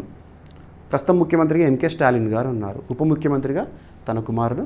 సో ఇక్కడ అబ్జర్వ్ చేస్తే సెల్ఫ్ హెల్ప్ గ్రూప్స్, మహిళల ఆధ్వర్యంలో స్వయం సహాయక బృందాలు ఉంటాయి కదా, స్వయం సహాయక బృందాలు, వారి కోసం ప్రత్యేకంగా ఐడి కార్డ్స్ని జారీ చేసిన భారతదేశంలోనే మొట్టమొదటి రాష్ట్రంగా తమిళనాడు రాష్ట్రం వార్తల్లోకి వచ్చిందంట. తమిళనాడులో కూడా ఇప్పుడు ఎలక్షన్ ఇయర్ ఇది. సో దేశంలోనే మొదటగా మహిళా స్వయం సహాయక బృందాలకు ఐడి కార్డులు జారీ చేసిన రాష్ట్రంగా ఏ రాష్ట్రం గుర్తింపు పొందింది అంటారు ఎగ్జామినేషన్లో డైరెక్ట్. సో తమిళనాడు రాష్ట్రము. 2025 సెప్టెంబర్లో తమిళనాడు ఉప ముఖ్యమంత్రి ఉదయనిధి స్టాలిన్ సేలం జిల్లాలోని కర్పూర్ ఇంజనీరింగ్ కాలేజ్ వేదికగా ప్రత్యేక కార్యక్రమంలో మహిళా స్వయం సహాయక బృందాలు ఏవైతే ఉంటాయో, సెల్ఫ్ హెల్ప్ గ్రూప్స్ ఉంటారు కదా, సభ్యులకు ఐడి కార్డులను జారీ చేశారంట. ఈ కార్యక్రమంతో తమిళనాడు రాష్ట్రం దేశంలోనే మొట్టమొదటిసారిగా సెల్ఫ్ హెల్ప్ గ్రూప్ మహిళలకు అధికారిక గుర్తింపు కార్డులు జారీ చేసిన రాష్ట్రంగా చరిత్ర సృష్టించింది. ఓకేనా? సరిపోతుంది. రైట్. సెల్ఫ్ హెల్ప్ గ్రూప్ మహిళలకు గుర్తింపు, వారి కోసం ప్రత్యేక డేటాబేసు, వారి కోసం సంక్షేమ పథకాలను మరింత చేరువ చేయడంలో ఉద్దేశించబడింది అని, వాళ్ళకు గ్రూప్ రుణాలకు కూడా ఇది అద్భుతంగా ఉపయోగపడుతుందని చెప్తున్నారు. రైట్. సెల్ఫ్ హెల్ప్ గ్రూప్స్ గ్రామీణ ప్రాంతాల్లో 10 నుండి 20 మంది మహిళలతో ఏర్పడే స్వచ్ఛంద బృందాలు. ఓకేనా? సరిపోతుంది. Deen Dayal Antyodaya Yojana, national rural livelihood machine అనేది ఉద్దేశం ఏంటి? ఇక నెక్స్ట్ వరల్డ్ ట్రేడ్ ఆర్గనైజేషన్. ప్రపంచ వాణిజ్య సంస్థ రీసెంట్గా ఒక రిపోర్ట్ని రిలీజ్ చేసింది. దేనికి సంబంధించి అంటే ఏఐకి సంబంధించి. ప్రస్తుతం ప్రపంచంలో ఏఐ ప్రభావం ఎలా ఉంది, ఏఐని ఆధునిక యుగంలో ఏ విధంగా వినియోగించుకోవాలి, సత్ఫలితాలను పొందాలి అనే అంశాలను చేరుస్తూ ఒక రిపోర్ట్ రిలీజ్ చేసింది. ఇలాంటి రిపోర్ట్స్ గురించి మనం పోటీ పరీక్షలు చూస్తున్నప్పుడు ఏదైనా రిపోర్ట్ వార్తల్లోకి వస్తే ఆ రిపోర్ట్ యొక్క కవర్ పేజ్ చూడండి. కవర్ పేజ్ ఉంటుంది కదా మనకి పైన కవర్, దానిపైన ఆ స్క్రిప్ట్ మొత్తం చూడండి. సో రిపోర్ట్ పేరేంటి, ట్యాగ్లైన్ ఏమని ఇచ్చారా, థీమ్ ఏమని ఇచ్చారా, ఎవరు రిలీజ్ చేశారు అన్నీ ఉంటాయి. సో ఇక్కడ చూడండి, వరల్డ్ ట్రేడ్ ఆర్గనైజేషన్ వారు రిలీజ్ చేశారు. రిపోర్ట్ పేరు వచ్చేసేసి వరల్డ్ ట్రేడ్ రిపోర్ట్ 2025. థీమ్ లేదా ట్యాగ్లైన్ ఏంటంటే making trade and AI work together to benefit of all. గుర్తుపెట్టుకోండి. ఓకేనా? ఏఐకి సంబంధించి ప్రపంచ వాణిజ్య సంస్థ సెప్టెంబర్ 2025లో విడుదల చేసిన వరల్డ్ ట్రేడ్ రిపోర్ట్ 2025 ముఖ్యంగా కృత్రిమ మేధస్సు వాణిజ్యాన్ని ఎలా ప్రభావితం చేస్తుందన్న దానిపై దృష్టి సారించింది. కృత్రిమ మేధ అనేది ప్రపంచ వాణిజ్యాన్ని ఏ విధంగా ప్రభావితం చేస్తుంది, మరి అటువంటి కృత్రిమ మేధను ఏ విధంగా సత్ఫలితాలు పొందడంలో వినియోగించుకోవాలి అనే అంశాలను చేర్చారు ఇందులో. ఓకేనా? సో థీమ్ కీలక అంశాలు చూడండి. రిపోర్ట్ కాబట్టి డైరెక్ట్గా గుర్తుపెట్టుకోవడమే తప్పదు. ఆ రిపోర్ట్ మొత్తం చెప్పట్లేదు, ఎగ్జామినేషన్ పాయింట్ ఆఫ్ వ్యూ ఇవి ఉన్నాయని చెప్తున్నాను ఆ రిపోర్ట్లో. వాణిజ్య వృద్ధికి బలమైన మూలం అంట. 2040 నాటికి గ్లోబల్ ట్రేడ్లో అంటే ప్రపంచ వాణిజ్యంలో 34 నుండి 37% పెరుగుదల నమోదవుతుందంట. ఇది ట్రేడ్ ఖర్చుల తగ్గింపు, ఉత్పాదకత పెరుగుదల ద్వారా సాధ్యమవుతుందంట. ద్వారా ప్రపంచ జీడిపిలో వృద్ధి, డిజిటల్ విభజన తగ్గితే అంటే డిజిటల్ డివైడ్ అంటాం కదా, అది గ్లోబల్ జీడిపిలో 12 to 13% వృద్ధి సాధ్యమవుతుందంట. Enabling goods trade, chips, semiconductors, servers వంటి సాంకేతిక పరికరాల ట్రేడ్ 2030 నాటికి విలువ $2.3 ట్రిలియన్ అంట. మిగిలిన దేశాలు ఐటీఏ ఇన్ఫర్మేషన్ టెక్నాలజీ అగ్రిమెంట్లో చేరితే ఇది మరింత పెరుగుతుందంట. ఇక డిజిటల్ డివైడ్ ప్రమాదం, తక్కువ మరియు మధ్య ఆదాయ దేశాలు ఆధారిత వృద్ధి ప్రయోజనాల నుంచి వంచితులయ్యే ప్రమాదం ఉందని చెప్తుంది రిపోర్ట్లో. కారణాలు ఇంటర్నెట్ వేగం తక్కువ ఉండడము, కంప్యూటర్ సామర్థ్యం లోపము. అడ్వాన్స్డ్ కంట్రీస్లో వేగవంతమైన ఇంటర్నెట్ ఉంటుంది, వెనుకబడిన దేశాల్లో పాపం ఇంటర్నెట్ స్పీడ్ని కూడా సాధించలేకపోతున్నారు. పనిచేసే రంగాలపై ప్రభావం, లేబర్ మార్కెట్ ఇంపాక్ట్ ఎలా ఉంటుందంటే కొన్ని రొటీన్ మానసిక ఉద్యోగాలు ట్రాన్స్లేషన్, ట్రాన్స్క్రిప్షన్ చేయబడే అవకాశం ఉంటుందంట. అదే సమయంలో డేటా అనోటేషన్, ఇంజనీరింగ్, మానవ పర్యవేక్షణ పనులకు డిమాండ్ అనేది పెరుగుతుందంట. ఓకేనా? సో సరిపోతుంది. ఇవన్నీ కూడా జస్ట్ రిపోర్ట్ కాబట్టి ఆ రిపోర్ట్ పేరు అడుగుతారు, ఎవరు రిలీజ్ చేశారని అడుగుతారు. ఎగ్జామినేషన్ పాయింట్ ఆఫ్ వ్యూలో దట్స్ ఎనఫ్. అండ్ ఇక్కడ ఏదైనా ఒక అంతర్జాతీయ సంస్థ గురించి మనం డిస్కస్ చేసేటప్పుడు ఆ అంతర్జాతీయ సంస్థ ఏ ఇయర్లో ఏర్పాటైంది, హెడ్ క్వార్టర్ ఏంటి, ఇలాంటివి డిస్కస్ చేస్తున్నాం, సభ్య దేశాలు ఏంటి అని. సో వరల్డ్ ట్రేడ్ ఆర్గనైజేషన్ 1995 ఇయర్లో ఏర్పాటైంది. అప్పటివరకు పనిచేసిన గ్యాట్ స్థానంలో. ఓకేనా? సభ్య దేశాల ప్రస్తుతం 166 ఉన్నాయి. ప్రధాన కార్యాలయం జెనీవా, స్విట్జర్లాండ్. ప్రస్తుతము వరల్డ్ ట్రేడ్ ఆర్గనైజేషన్కి డైరెక్టర్ జనరల్ ఎవరున్నారంటే నోజీ ఒకొంజో ఇవేలా. కొన్ని అంతర్జాతీయ సంస్థలకు సంబంధించి కీలక హోదాలో ఉండే వ్యక్తులు ఎవరైతే ఉంటారో, చీఫ్ డైరెక్టర్స్ ఉంటారు కదా, వాళ్ళు ఏ దేశానికి చెందిన వారు కూడా చూడాలి. ఉదాహరణకు చెప్పాలంటే యునైటెడ్ నేషన్స్ సంబంధించి సెక్రటరీ జనరల్ యాంటోనియో గుటెరస్ గారు ఉన్నారు. తను ఏ దేశానికి సంబంధించి పోర్చుగల్. అదే వరల్డ్ హెల్త్ ఆర్గనైజేషన్ ఉంది, ప్రపంచ ఆరోగ్య సంస్థ, డైరెక్టర్గా ఉన్న చీఫ్గా ఉన్న టెడ్రాస్ అదనం ఇథియోపియా దేశానికి చెందిన వ్యక్తి. అండ్ ఉదాహరణకు చెప్పాలంటే 130 ఏళ్లకు పైగా చరిత్ర ఉన్న ఇంటర్నేషనల్ ఒలింపిక్ కమిటీకి మొట్టమొదటి మహిళా చైర్పర్సన్ ప్రస్తుతం పనిచేస్తున్నారు, క్రిస్టి కోవెంట్రీ గారు. తను జింబాబ్వే దేశానికి చెందినవారు. ఇలాంటివి చూడాలి. ఓకేనా? మరి ఇక్కడ ఈ ఇవేలా గారు ఎక్కడ అంటే నైజీరియా దేశానికి చెందినవారు. గుర్తుపెట్టుకోండి, ఎగ్జామినేషన్లో అడుగుతారు. సో ప్రముఖులు, వారి మదర్ కంట్రీ ఏంటి అని. WTO లక్ష్యం ఉచిత, పారదర్శక, సమాన వాణిజ్య చట్టం ఏర్పాటు. రీసెంట్గా WTOలో అమెరికా పైన ఫిర్యాదు చేసిన ఒక దేశం ఏంటి, టారిఫ్ల పైన అని అడుగుతారు. బ్రెజిల్, లులా డా సిల్వా చేశారు. ఆ విషయాన్ని మనం డిస్కస్ చేసాం లాస్ట్ ఒక 20 days బ్యాక్. రైట్? ఇక ఒక అంతర్జాతీయ సంస్థతో భారత ప్రభుత్వం కుదుర్చుకున్న ఒప్పందము బ్లూ పోర్ట్స్ ఏర్పాటుకు సంబంధించి. సో ఇక్కడ అబ్జర్వ్ చేస్తే FAO food and agriculture organisation. FAO food and agriculture organisation headquarter ఎక్కడ అంటారు? Rome, Italy. అభ్యర్థులు ఒక చిన్న కీవర్డ్ గుర్తుంచుకోండి. కొన్ని అంతర్జాతీయ సంస్థలకు సంబంధించి హెడ్ క్వార్టర్స్ గురించి పోటీ పరీక్షలు అడుగుతారు కదా. ఫుడ్ అనే పదం వచ్చింది అనుకోండి, ఫుడ్ అనే పదం వచ్చిందంటే ఆ అంతర్జాతీయ సంస్థ యొక్క ప్రధాన కేంద్రం మోస్ట్లీ మ్యాక్సిమం ఎక్కడ ఉంటుందంటే రోమ్లో ఉంటుంది. రోమ్ అంటే ఏంటి? ఇటలీకి సంబంధించి. ఫుడ్ అండ్ అగ్రికల్చర్ ఆర్గనైజేషన్ కానివ్వండి, వరల్డ్ ఫుడ్ ప్రోగ్రామ్ కానివ్వండి, ఉదాహరణలు. సో భారత్ FAO భాగస్వామి ఒప్పందం యొక్క ఉద్దేశం ఏంటంటే ప్రపంచ స్థాయిలో వరల్డ్ క్లాస్ బ్లూ పోర్ట్స్ అభివృద్ధికి ఉద్దేశించబడిన ఒప్పందం అంటే డైరెక్ట్ ఎనఫ్. పోటీ పరీక్షలు అడగొచ్చిదే. India and FAO join hands to build world class blue ports development in India. So భారత ప్రభుత్వం, డిపార్ట్మెంట్ ఆఫ్ ఫిషరీస్ మరియు FAO food and agriculture organization కలిసి బ్లూ పోర్ట్స్ అభివృద్ధికి టెక్నికల్ కోఆపరేషన్ ప్రోగ్రామ్ ఒప్పందంపై సంతకాలు చేసినాయంట. ఈ ఒప్పందం FAO యొక్క TCP ఆధ్వర్యంలో చేపట్టిన పథకం అంట. సరిపోతుంది. ప్రధాన లక్ష్యాలు, ఈ ఒప్పందం యొక్క ప్రధాన లక్ష్యాలు ఏంటంటే ఫిషింగ్ హార్బర్ మౌలిక సదుపాయాల ఆధునీకరణ చేయడము, అండ్ పోర్ట్స్ని ఎకో ఫ్రెండ్లీగా మార్చడము, హార్వెస్ట్ తర్వాత తక్షణ ప్రాసెసింగ్ సామర్థ్యాన్ని మెరుగుపరచడము, మత్స్యాల ట్రేసబిలిటీని మెరుగుపరచడం, climate resilient tech driven fisheries value చైన్స్ని అభివృద్ధి చేయడము, ఎగుమతి పోటీ సామర్థ్యాన్ని కాంపిటేటివ్గా డెవలప్ చేయడము, ఆహార భద్రత, పోషక భద్రతను బలపరచడము, సో తీర ప్రాంత సముదాయాలకు ఆర్థిక సుస్థిరత కల్పించడం. ఇవన్నీ కూడా ఇక FAO హెడ్ క్వార్టర్ ఇక్కడ రోమ్, ఇటలీ. ప్రస్తుతం సభ్య దేశాలు 195, స్థాపన 1945 ఇయర్. గుర్తుపెట్టుకోండి. ఏ ఇయర్లో ఏర్పడేందుకు కూడా అడుగుతారు. ఓకేనా, సరిపోతుంది. బ్లూ పోర్ట్స్ అంటే బ్లూ ఎకానమీలో భాగంగా అభివృద్ధి చేసే సముద్రాధారిత పోర్ట్స్. ఈ పోర్ట్లు స్మార్ట్ సదుపాయాలు, సో టెక్నాలజీ ఉంటుంది, పర్యావరణ రక్షణ ఉంటుంది, సమగ్ర మత్స్య వాల్యూ చైన్, దిగుమతి ఎగుమతులకు అనుకూలంగా రూపుదిద్దుకోవడం జరుగుతుంది. ఓకేనా. ఇక సో యూనివర్సల్ పోస్టల్ యూనియన్లో రెండవసారి భారత్, దీనికి సంబంధించి రెండింటికి భారత్ ఎంపికైంది. అవేంటో చూద్దాము. ఓకేనా. సో భారత్ను యునైటెడ్ అరబ్ ఎమిరేట్స్లోని దుబాయ్లో జరిగిన, ఎక్కడ జరిగింది ఒక సదస్సు? దుబాయ్లో. యునైటెడ్ అరబ్ ఎమిరేట్స్ అంటే గ్రూప్ ఆఫ్ 7 ఎమిరేట్స్, 7 ఎమిరేట్స్ కలిస్తే UAE, అందులో ఒకటి ఎమిరేట్ దుబాయ్. ఆ దుబాయ్ వేదికగా జరిగిన ఒక సదస్సు 28th universal postal union Congress ఎక్కడ జరిగింది అంటారు? దుబాయ్. రీసెంట్గా నిన్నటి రోజు మనం అఫీషియల్గా చూసాము. అందులో 2 కీలక మండళ్లకు భారత్ని పునః ఎన్నిక చేశారంట. ఆ కీలక మండళ్ళు ఏంటంటే, ఒకటి కౌన్సిల్ ఆఫ్ అడ్మినిస్ట్రేషన్, దేనికి సంబంధించింది? ఇది యూనివర్సల్ పోస్టల్ యూనియన్లోని ఒక కౌన్సిల్ ఇది. And at the same time postal operations council. వీటికి భారత్ని మరోసారి ఎన్నిక చేయడం జరిగింది. ఈ ఎన్నికలో భారత్ పోస్ట్ నాయకత్వము, సంస్కరణలు, డిజిటల్ ఆవిష్కరణలపై అంతర్జాతీయ సంఘాల విశ్వాసాన్ని ప్రతిబింబిస్తుందంట. భారతదేశం 1876 నుండి యూనివర్సల్ పోస్టల్ యూనియన్ సభ్యదేశంగా ఉంది మరియు ప్రపంచ పోస్టల్ వ్యవస్థ బలోపేతానికి నిరంతరం సహకరిస్తూనే ఉంది. ఇక యూనివర్సల్ పోస్టల్ యూనియన్ అంతర్జాతీయ సంస్థ కదా. 1874 ఇయర్లో ఏర్పాటైంది. బెర్న్, స్విట్జర్లాండ్, యుఎన్కి చెందిన ప్రత్యేక సంస్థ. హెడ్ క్వార్టర్ ఏంటి? ప్రస్తుతం సభ్య దేశాలు ఏంటి? అంతర్జాతీయ స్థాయిలో పోస్టల్కి సంబంధించి, తపాలకు సంబంధించి సహకారం అందించారు. అంతర్జాతీయ స్థాయిలో తపాలా వ్యవస్థల సహకారము, ప్రమాణీకరణ, సాంకేతిక సమన్వయం చేయడం అనేది ఉద్దేశము. ఓకేనా. సో ఆ 2 కౌన్సిల్స్ గుర్తుపెట్టుకోండి. కౌన్సిల్ ఆఫ్ అడ్మినిస్ట్రేషన్ ఒకటి, అండ్ సెకండ్ వచ్చేసి పోస్టల్ ఆపరేషన్స్ కౌన్సిల్ ఒకటి. రైట్.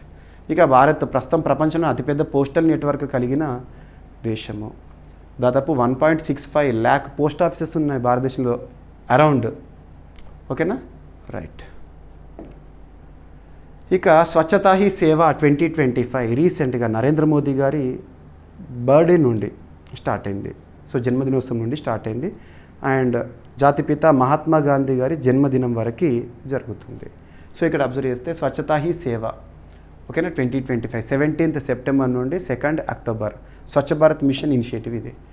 సో 9th ఎడిషన్, ఈ సంవత్సరం 9th ఎడిషన్ స్వచ్ఛతా హీ సేవ 2025 ప్రచారం అనేది సెప్టెంబర్ 17th నుండి స్టార్ట్ అయింది. దేశవ్యాప్తంగా అక్టోబర్ 2nd వరకు ఉంటుంది, 15 రోజుల పాటు. ఉద్దేశం ఏంటి? స్వచ్ఛతా హీ సేవ ఉద్దేశం ఏంటి? ప్రచారం యొక్క ఉద్దేశం ఏంటంటే ప్రభావవంతమైన స్వచ్ఛతా డ్రైవ్లకు కోట్లాది ప్రజలను ప్రేరేపించడము, స్వచ్ఛత పట్ల అవగాహన కల్పించడం. మనందరికీ తెలుసు, భారతదేశంలో స్వచ్ఛ భారత్ మిషన్ 2014 సంవత్సరంలో అక్టోబర్ 2వ తేదీన రావడం జరిగింది. భారత ప్రధాని నరేంద్ర మోదీ గారు భారతదేశాన్ని ఒక స్వచ్ఛ దేశంగా తీర్చిదిద్దడంలో భాగంగా, ఓకేనా, క్లీన్లీనెస్ టార్గెట్ యూనిట్స్ని చేపట్టడం. రైట్. సో స్వచ్ఛతా హీ సేవ మొదటిసారి 2017లో ప్రారంభము, ఇప్పుడు 9th ఎడిషన్. ఓకేనా. సరే, ప్రతి సంవత్సరం సెప్టెంబర్ 15 నుండి అక్టోబర్ 2 వరకు జరుపుతూ ఉంటారు. స్వచ్ఛ భారత్ అభియాన్ అక్టోబర్ 2, 2014. ప్రధాన లక్ష్యం open defecation free Bharat. Right, సరిపోతుంది. ఇక కంటెంట్ క్రియేటర్లకు తొలిసారిగా జాతీయ ఎనర్జీ కన్జర్వేషన్ అవార్డ్స్ని ప్రారంభించడం జరిగింది. Bureau of energy efficiency, ministry of power పరిధిలో. ఓకేనా. సో ఇక్కడ అబ్జర్వ్ చేస్తే పవర్ మంత్రిత్వ శాఖ అంటే మినిస్ట్రీ ఆఫ్ పవర్ మంత్రిత్వ శాఖకు చెందిన bureau of energy efficiency and national energy conservation awards కింద కొత్తగా కంటెంట్ క్రియేటర్లు మరియు ఇన్ఫ్లుయెన్సర్ల కోసం ఒక ప్రత్యేక అవార్డు విభాగాన్ని ప్రారంభించారంట. ఈ అవార్డు శ్రేణి మిషన్ లైఫ్ దిశగా ఎనర్జీ ఎఫిషియన్సీ, సస్టైనబుల్ జీవన శైలిపై ప్రజల్లో అవగాహన పెంచడం లక్ష్యంగా ఉంది. కంటెంట్ క్రియేటర్స్కి, ఇన్ఫ్లుయెన్సర్స్కి ఇస్తారంట. So national energy conservation awards మొదటిసారి డిజిటల్ కమ్యూనిటీ, కంటెంట్ క్రియేటర్స్, ఇన్ఫ్లుయెన్సర్ను చేర్చడం ద్వారా సామాజిక మాధ్యమాల్లో వ్యాప్తి చెందిన కంటెంట్ క్రియేటర్స్, డిజిటల్ ఇన్ఫ్లుయెన్సర్స్ మీకు తెలుసు, యూట్యూబర్స్ వాళ్ళు వీళ్ళు అంటారు. సో ప్రచారం చేస్తూ ఉంటారు, అలా డిజిటల్గా అవగాహన కల్పించడము. ఓకేనా. సో ఇక్కడ అబ్జర్వ్ చేస్తే నేషనల్ ఎనర్జీ కన్జర్వేషన్ అవార్డ్స్ మొదటిసారి 1991లో స్టార్ట్ అయినాయి. అందులో ఇప్పుడు కంటెంట్ క్రియేటర్స్కి, ఇన్ఫ్లుయెన్సర్స్ కూడా ఇస్తారట. ఆ విభాగాలను కూడా చేర్చారంట. ఎవరు ఇస్తారు? Bureau of energy efficiency. So NECA అవార్డ్స్ని ఎవరు ఇస్తారంటే బ్యూరో ఆఫ్ ఎనర్జీ ఎఫిషియన్సీ. ఈ సంస్థ ఏ మంత్రిత్వ శాఖ పరిధిలో ఉందంటే మినిస్ట్రీ ఆఫ్ పవర్. కొన్ని చూడాలి, కొన్ని డిపార్ట్మెంట్స్ పేర్లు ఇస్తారు, కొన్ని సంస్థల పేర్లు ఇస్తారు, దాని నోడల్ మంత్రిత్వ శాఖ ఏది అంటారు, గుర్తుపెట్టుకోండి. ఓకేనా. లక్ష్యం విద్యుత్ వినియోగాన్ని సమర్థవంతంగా ఉపయోగించే పరిశ్రమలు, సంస్థలు, భవనాలకు గుర్తింపుని ఇవ్వడం సరిపోతుంది. ఓకేనా. ఇండస్ట్రీస్, కమర్షియల్ భవనాలు, మున్సిపాలిటీస్, విద్యా సంస్థలు, ఇప్పుడు డిజిటల్ కంటెంట్ క్రియేటర్స్, ఇన్ఫ్లుయెన్సర్స్ని కూడా చేర్చారంట వీరిచ్చే పురస్కారంలో భాగంగా. ఏ పురస్కారాల్లో భాగంగా? నేషనల్ ఎనర్జీ కన్జర్వేషన్ అవార్డ్స్లో భాగంగా. ఓకేనా. సో సరిపోతుంది. So mission lifestyle for environment 2022 సంవత్సరం స్టార్ట్ అయింది. ప్రధానమంత్రి నరేంద్ర మోదీ గారు ప్రారంభించారు. వ్యక్తిగత సామూహిక జీవన శైలిలో మార్పుల ద్వారా పర్యావరణ పరిరక్షణ చేయడము. రైట్. ఇక కేరళ రాష్ట్రము.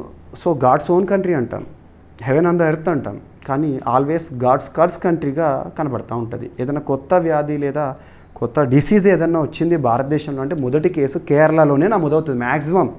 అది మంకీ పాక్సే కానివ్వండి, కరోనా కానివ్వండి, వాట్ ఎవర్ ఇట్ ఈస్. ఇటీవల చాలా వ్యాధుల గురించి చూస్తాము. ఇక్కడ మరొకటి బ్రెయిన్ ఈటింగ్ అమీబా వల్ల కేరళలో మరణాలు నమోదవుతున్నాయంట. ఏదైనా ఒక వ్యాధి వార్తల్లోకి వచ్చిందంటే దాని గురించి మనకు అవేర్నెస్ ఉండాలి. సైన్స్ అండ్ టెక్నాలజీలో అడుగుతారు. కేరళలో మెదడును తినే అమీబా కల్లోలము. కేరళలో నేగ్లేరియా ఫౌలేరీ గుర్తుంచుకోండి. ఇటీవల ఏ రాష్ట్రంలో అలజడి సృష్టించింది, ప్రభావం చూపించిందంటే కేరళ. ప్రాణాంతక అమీబా కారణంగా వ్యాపిస్తున్న ప్రైమరీ అమెబిక్ మెనింజోసెఫలైటిస్ ఓకేనా వ్యాధి వల్ల ఇప్పటి వరకు 19 మంది మృతి చెందారంట. మెనింజో ఎన్సెఫలైటిస్ లేదా ఎన్సెఫలైటిస్. ఈ ఏడాది రాష్ట్రంలో మొత్తం 70 కేసులు నమోదైనాయి అంట ఈ బ్రెయిన్ ఈటింగ్ అమీబా కారణంగా. ఓకేనా. మెనింజైటిస్ పోలిక కలిగి ఉండడం వల్ల చూస్తున్నారు. నెగ్లేరియా ఫౌలేరీ సాధారణంగా వెచ్చని మంచినీటి చెరువులు, నదులు, కుంటలు, ఈత కొలనుల్లో జీవిస్తూ ఉంటుందంట. రైట్. నెగ్లేరియా ఫౌలేరీ ఇది అమీబా జలంలో జీవించే సూక్ష్మజీవి, ప్రోటోజోవన్ పారాసైట్. కొన్ని వ్యాధులకు కారకాలు ఏంటి, పారాసైట్ ఏంటి, వైరసా, బ్యాక్టీరియానా, ప్రోటోజోవనా, ఇలాంటివి అడుగుతారు ఎగ్జామినేషన్లో. ఓకేనా. సరిపోతుంది. బ్రెయిన్ ఈటింగ్ అమీబా అని ప్రసిద్ధి. ఇక రాష్ట్రీయ అంశాల్లో భాగంగా ఈరోజు తెలంగాణ రాష్ట్రానికి సంబంధించిన ఒక అంశం వార్తల్లోకి వచ్చింది. అభ్యర్థులు ప్రతిరోజు మన డైలీ కరెంట్ అఫైర్స్ వీడియోని చూడండి. మీకు ఏపీకి సంబంధించి, మన ఆంధ్రప్రదేశ్ రాష్ట్రానికి సంబంధించి మరియు తెలంగాణ రాష్ట్రానికి సంబంధించి కరెంట్ అఫైర్స్ 100% కవర్ అవుతాయి. ప్రతిరోజు చూడండి. కొన్ని సందర్భాల్లో ఏదో ఒక రాష్ట్రానికి సంబంధించి మాత్రమే పోటీ పరీక్షలకు ఉపయుక్తంగా ఉండే ఇన్ఫర్మేషన్ ఉండొచ్చు. కొన్ని సందర్భాల్లో రెండు రాష్ట్రాలకు సంబంధించి, ఏపీ తెలంగాణకు సంబంధించి రెండు రాష్ట్రాలకు సంబంధించి ఒకే రోజు చాలా వార్తలు ఉండొచ్చు. పోటీ పరీక్షలకు ఇంపార్టెన్స్. అప్పుడప్పుడు ఏ రాష్ట్రానికి సంబంధించిన న్యూస్ కూడా ఉండకపోవచ్చు. మీరు రోజు చూస్తే అన్నీ కవర్ అవుతాయి. ఇక్కడ తెలంగాణకు సంబంధించి జాతీయ ఉత్తమ సహకార బ్యాంకుగా టెస్కాబ్ రీసెంట్గా ఎంపికైంది. పురస్కార ప్రదానోత్సవం కూడా జరిగింది. తెలంగాణ రాష్ట్ర సహకార కేంద్ర బ్యాంకు టెస్కాబ్ 2024-25 అంటే లాస్ట్ ఫైనాన్షియల్ ఇయర్ సంవత్సరానికి జాతీయ స్థాయిలో ఉత్తమ రాష్ట్ర సహకార బ్యాంకుగా ఎంపికైందంట. ఈ పురస్కారాన్ని NAFSCOB national federation of state cooperative banks ప్రకటించి హిమాచల్ ప్రదేశ్లోని షిమ్లాలో అందజేశారంట. సరిపోతుంది. నాస్కాబ్ దేశవ్యాప్తంగా ఉన్న అన్ని రాష్ట్రాల సహకార బ్యాంకుల పనితీరు, సేవల విస్తరణ, వ్యవసాయ రుణాల పంపిణీ, డిజిటల్ సదుపాయాలు వంటి అంశాల ఆధారంగా ఎంపిక చేసిందంట. సరిపోతుంది. ఓకేనా. ఇక టెస్కాబ్ 2014లో తెలంగాణ రాష్ట్ర ఏర్పాటుకు అనుసంధానంగా హైదరాబాద్ కేంద్రంగా పనిచేస్తోంది. రాష్ట్రంలోని జిల్లా సహకార బ్యాంకుల పర్యవేక్షణ. ఇక national federation of state cooperative banks. So ఇక్కడ అబ్జర్వ్ చేస్తే 1964లో ఏర్పడింది. ముంబై కేంద్రంగా పనిచేస్తుంది. రాష్ట్ర సహకార బ్యాంకుల సమన్వయం, శిక్షణ, ప్రోత్సాహం ఇవ్వడంలో కీలకము. ఇక వార్తల్లో వ్యక్తులను కనుక మనం అబ్జర్వ్ చేస్తే IMF ఇంటర్నేషనల్ మానిటరీ ఫండ్ అంతర్జాతీయ ద్రవ్యనిధి అంటాము.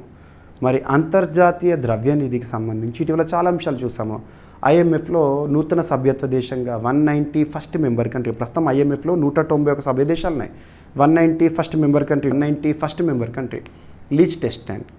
మరి ఇక్కడ అబ్జర్వ్ చేస్తే IMF సంబంధించి మొదటిసారి డిప్యూటీ లేదా రెండవ ఉన్నత అధికారి నియామకం అనేది వార్తల్లోకి వచ్చింది. డానియల్ క్యాట్జ్ను ఫస్ట్ డిప్యూటీ మేనేజింగ్ డైరెక్టర్గా నియమించేందుకు ప్రతిపాదనని అంట. ఓకేనా. సో ఇక్కడ అబ్జర్వ్ చేస్తే అంతర్జాతీయ ద్రవ్యనిధి మేనేజింగ్ డైరెక్టరు క్రిస్టలినా జార్జివా, తన ఇంపార్టెంట్ IMF ప్రస్తుత chief. First deputy managing director పదవికి డానియల్ క్యాట్జ్ను నామినేట్ చేశారంట. మొట్టమొదటి ఒక నియామకం ఒక సంస్థకు సంబంధించి. ఇతను సెకండ్ హోదాలో ఉంటాడు IMFలో.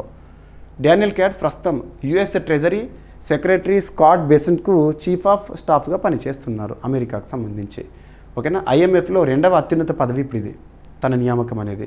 పాలసీ నిర్ణయాలు అంతర్జాతీయ ఆర్థిక వ్యవహారాల్లో కీలక పాత్ర పోషించబోతున్నారంట. ఓకేనా, రైట్. సో ఐఎంఎఫ్ 1944 ఇయర్లో ఏర్పాటైంది. ప్రధాన కార్యాలయం వాషింగ్టన్ డీసీ. ప్రస్తుతం సభ్య దేశాలు 191. ప్రస్తుత మేనేజింగ్ డైరెక్టర్ క్రిస్టినా జార్జివా. తను ఏ దేశం అంటే బల్గేరియా. ఓకేనా, రైట్. ఇక క్రీడలకు సంబంధించి షెడ్యూల్ వార్తల్లోకి వచ్చింది అఫీషియల్గా. So world para athletics championship 2025కి మన భారత ఆతిథ్యం ఇవ్వబోతోంది ఈ సెప్టెంబర్ మంత్లోనే. సో భారత ఆతిథ్యంలో న్యూఢిల్లీ వేదికగా జవహర్లాల్ నెహ్రూ స్టేడియంలో జరగబోతోంది. 26th సెప్టెంబర్ రోజున ఓపెనింగ్ సెరమనీ ఉంటుంది. ఇక క్రీడలు 27th నుండి స్టార్ట్ అవుతాయి. అక్టోబర్ 5th 2025 వరకు జరగబోతున్నాయి. ఎక్కడ జరగబోతున్నాయి అంటారు? పారా అంటే దివ్యాంగులకు సంబంధించి. మీరు చూడండి, ఒలింపిక్స్ ముగిసిన తర్వాత వెంటనే పారాలింపిక్స్ జరుగుతాయి. దివ్యాంగులకు సంబంధించిన విశ్వ క్రీడలు అలాగా. So para. So 2025 September 27 opening ceremony, September 26th. So క్రీడల ప్రారంభం 27th నుండి అక్టోబర్ 5th మధ్య న్యూఢిల్లీలోని జవహర్లాల్ నెహ్రూ స్టేడియంలో వరల్డ్ పారా అథ్లెటిక్స్ ఛాంపియన్షిప్ 2025 జరగనుందంట. పారాలింపిక్ కమిటీ ఆఫ్ ఇండియా అధికారికంగా ఈవెంట్ కోసం మెడల్స్ని విడుదల చేసింది రీసెంట్గా. అందులో ఇచ్చే మెడల్స్ ఉంటాయి కదా, అది. ఓకేనా. ఈ పోటీలో దాదాపు 104 దేశాల నుంచి 2200 మందికి పైగా పారా అథ్లెట్లు మరియు సపోర్ట్ స్టాఫ్ పాల్గొంటారంట. అంటే 100కు పైగా దేశాల నుండి క్రీడాకారులు వస్తారు, పారా క్రీడాకారులు. మొత్తం 186 మెడల్ ఈవెంట్స్ నిర్వహించబడతాయి. సో ప్రపంచ క్రీడలు ఇవి. ఓకేనా. సో వరల్డ్ ఇది భారత ఆతిథ్యం ఇచ్చే ఇతివృత్తంలో అతిపెద్ద అంతర్జాతీయ పారా స్పోర్ట్స్ ఈవెంట్గా చెప్పవచ్చు. ఓకేనా, సరిపోతుంది. నిర్వహణ వరల్డ్ పారా అథ్లెటిక్స్ వారు నిర్వహిస్తారు ఇంటర్నేషనల్ పారాలింపిక్ కమిటీకి అనుబంధంగా. మొట్టమొదటిసారి టోర్నమెంట్ ఏంటంటే 1994 బర్మింగ్హామ్లో జరిగింది. ఓకేనా, రైట్. భారతదేశంలో పారాలింపిక్ కమిటీ ఆఫ్ ఇండియా అంటే భారతదేశంలో పారా క్రీడాకారులకు సంబంధించిన కీలక సంస్థ. ప్రస్తుతం అధ్యక్షుడిగా దేవేంద్ర జజరియా గారు ఉన్నారు, జావెలిన్ థ్రోయర్. ఇక ఫ్రాన్స్ ఫుట్బాల్ దిగ్గజం తన అనారోగ్య సమస్యలు, మోకాలి ప్రాబ్లం వల్ల 31 సంవత్సరాల్లోనే క్రీడకి వీడ్కోలు పలుకుతూ వార్తల్లోకి వచ్చారు. 2018 సంవత్సరంలో ఫ్రాన్స్ కీలక విజయంలో పాత్ర పోషించిన వ్యక్తి ఫ్రాన్స్ డిఫెండర్ శామ్యుయల్ ఉమ్టిటీ ప్రొఫెషనల్ ఫుట్బాల్కు వీడ్కోలు పలుకుతూ వార్తల్లోకి వచ్చారు. క్రీడాకారుడి పేరు చూడాలి, తను ఏ జట్టుకి సంబంధించి, ఏ దేశం, ఫ్రాన్స్, ఏ క్రీడకి సంబంధించి, ఎందుకు వార్తల్లోకి వచ్చారు. Umtiti announces retirement. ఓకేనా, ఫ్రాన్స్కి చెందిన ప్రముఖ defence player, okay, defending player. రిటైర్మెంట్కి కారణం ఏంటంటే తన ఇల్నెస్. 2018లో ఫిఫా వరల్డ్ కప్ గెలిచిన ఫ్రాన్స్ జట్టులో కీలక పాత్ర పోషించాడు. మరి 2022 ఆ సమయంలో ఫిఫా వరల్డ్ కప్ని కైవసం చేసుకుంది ఎవరు అంటే అర్జెంటీనా, ఫ్రాన్స్ పైన. ఓకేనా, గుర్తుపెట్టుకోండి. ఇక ఈరోజు ప్రశ్న ప్రతి ఒక్కరు సమాధానం ఇవ్వండి. ఐపీసీ సెక్షన్ 498A ఇటీవల సుప్రీంకోర్టు తీర్పుతో మళ్ళీ వార్తల్లోకి వచ్చింది మార్గదర్శకాల విషయంలో. నిన్నటి క్లాస్లో మనం డిస్కస్ చేశాము. ఈ సెక్షన్ దేనికి సంబంధించింది, దీనిని ఐపీసీలో ఏ సంవత్సరంలో జోడించారు ఇండియన్ పీనల్ కోడ్లో. సో ప్రతి ఒక్కరు సమాధానం ఇవ్వండి. మీరు సమాధానం కావాలంటే నిన్నటి క్లాస్ అయినా చూడండి, ఫస్ట్ టాపిక్లోనే చెప్పాను. ఓకేనా. అండ్ అభ్యర్థులందరూ కూడా మన యాప్ ఇన్స్టాల్ చేసుకోండి, జీవీకే స్టడీ సర్కిల్ యాప్. ప్లేస్టోర్లో మన యాప్ జీవీకే స్టడీ సర్కిల్ అని టైప్ చేయండి, విజిబుల్ అవుతుంది. లేదంటే వీడియో కింద కామెంట్ బాక్స్లో ఫస్ట్ కామెంట్లో మన యాప్ లింక్ని పోస్ట్ చేస్తాను. లింక్ క్లిక్ చేసి ఇన్స్టాల్ చేసుకోండి. అందులో మీకు పీడిఎఫ్స్ ఉంటాయి, సో శాంపిల్ పీడిఎఫ్స్ కూడా ఉంటాయి, చూడొచ్చు. ఇక ఈరోజు టాపిక్స్ని మనం క్విక్ రివిజన్ చేస్తే, నిబంధనలు ఉల్లంఘించిన రాజకీయ పార్టీలను డీలిస్ట్ చేసింది ఎలక్షన్ కమిషన్ ఆఫ్ ఇండియా. ఇక బీహార్లో నిరుద్యోగుల కోసము ప్రత్యేకంగా భత్యాన్ని ప్రారంభించింది బీహార్ రాష్ట్ర ప్రభుత్వము. ఆర్టికల్ 41ని లింక్ చేసుకోండి. డ్రోన్ల వినియోగంపై సైనికులకు శిక్షణ ఇవ్వడంలో భాగంగా ఈగిల్ ఇన్ ద ఆర్మ్ అనే అంశం వార్తల్లోకి వచ్చింది. సో రక్షణ రంగానికి సంబంధించి మంథన్ 2025. సో రక్షణ భూముల పాలనపై ఒక జాతీయ సదస్సు న్యూఢిల్లీలో ఇటీవల జరిగింది. ఇక గాజాలో కాల్పుల విరమణపై ఐక్యరాజ్యసమితి భద్రతా మండలిలో ప్రవేశపెట్టిన తీర్మానాన్ని వీటోతో అడ్డుకుంది America. India AI impact summit 2026 భారతదేశ ఆతిథ్యంలో న్యూఢిల్లీ వేదికగా ఫిబ్రవరి 19th 2026లో జరగబోతోంది.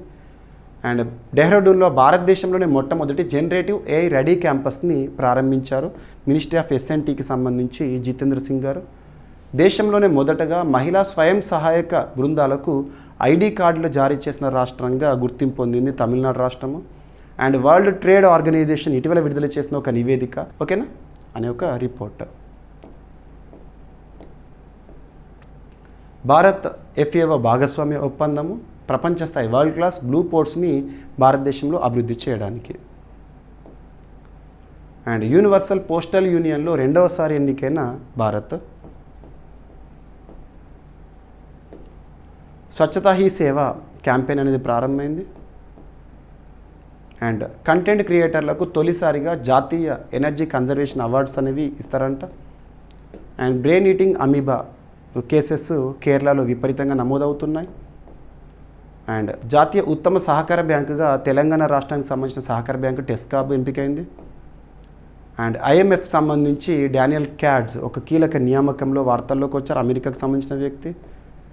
And world para athletic championship అనేది భారత ఆతిథ్యంలో సెప్టెంబర్ 26 నుండి ప్రారంభం కానుంది న్యూఢిల్లీ వేదికగా.